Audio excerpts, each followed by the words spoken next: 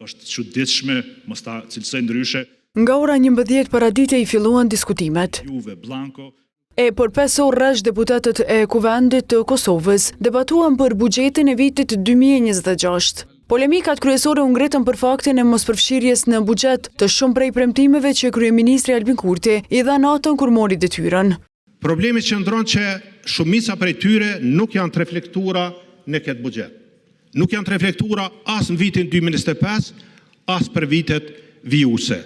Dhe diçka çka se ka konstruksioni financiar jetë në nivel të projekteve ideore. Zotimet që I kemi thënë në fushatën e fundit, natyrisht që janë të përmbledhura në ekspozen që kam bërë me datën 11 shkurt, kur u rizgjodha kryeministër, por para se ajo ekspoze të shndrohet në buxhet të ri, duhet të vijë te ky programi qeveritar. Pra do të ishte jo normale që ne këtu të sjellim tash buxhet në përputhje me ekspozen pa e sjell paraprakisht programin qeveritar. Në buxhetin e vitit 2026 nuk janë parapar ndarjet buxhetore për Prishtinën, prandaj kundër buxhetit u deklarua edhe lidhja demokratike e Kosovës. Nëse LDK si mohohet nga ky kuvend një drejt kushtetuese vetëm nga vullneti I numrave shumic, atëherë edhe LDK-ja do të ridefinoj pozicionin e saj në relacion me çështjet që kërkojnë dhe numrat tonë në këtë kuvend. Përkundër këtyre mospajtimeve, Ministri I Financave Kuran Murati ritheksoi edhe një herë se votimi I buxhetit është një urgjencë. Në mbledhjen e parë, pra si qeveri e re, që të procedojmë projekt ligjin ashtu siç ka qenë, pra duke mos reflektuar domosdoshmë tash për tash ndryshimet e nevojshme për gjitha prioritetet, por edhe për strukturën e qeverisë, por që këtë ta bëjmë në një rishikim të mëpastajm. Ndërkaq ky projekt ligj, pra është projekt ligji I cili është miratuar me 31 tetor të vitit të kaluar ashtu siç e ka parapar ligji, pra tabelat janë të ngjashme, e vetmja gjë që ndryshon ka të bëjë me pagën e 13, pra që është parapar që jo në fund të vitit, por të bëhet në fillim të vitit. Diskutimet vazhduan edhe më tej për fusha të ndryshme. Projektin Jetek për Ferizajn e ke 19 milion euro I ke ndonë në 2028. Imagjinoje çka ke bë.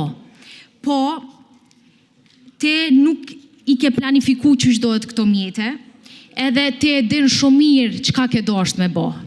Te e din shumë mirë edhe po besoj qytetarët e Ferizaj tashmë e kanë kuptu se te ki dëshirë me izvarrit projektet për Ferizajn, se nuk të konvenon me çu projekte atje, se komunën e Ferizajt e qeverisa Gemaliu e Partia Demokratike e Kosovës.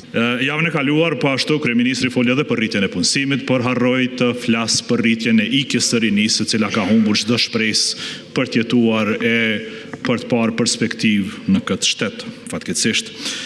Përderisa javën e kaluar, kryeministri shpaloste vizionin e tij për 4 vjet e ardhshme, ministri I Financave me gjas luante në telefon sepse s'kishte marrë asnjë shënim, sepse këtu të premtën në kuvend na solli buxhetin e vjetër e jo buxhetin që do të financonte vizionin e kryeministrit për 4 vjet e ardhshme. Ky projekt buxhet ngrit shqetësime serioze sa I përket shpërndarjes së projekteve kapitale në komuna. Ka një pabarazi të dukshme dhe një qasje selektive që lë hapësirë për dyshime të forta dhe diskriminim politik. Dhe kjo shihet qartë në komunat ku kryeson Aleanca për Ardhmërinë e Kosovës dhe ku qytetarët presin punë reale e jo lista në letër. Por pavarësisht kundërshtimeve, kjo pikë e rendit të ditës u hodh në votim. Kësaj radhe përmes votimit elektronik, buxhetin në shqyrtim të parë kaloi me 66 vota për, 32 kundër dhe 5 abstenime. Menjëherë pas kësaj, u votua edhe për shtyrje të afateve procedurale. Shqyrtimi I dytë mbeti për të premten e 20 shkurtit në ora 11.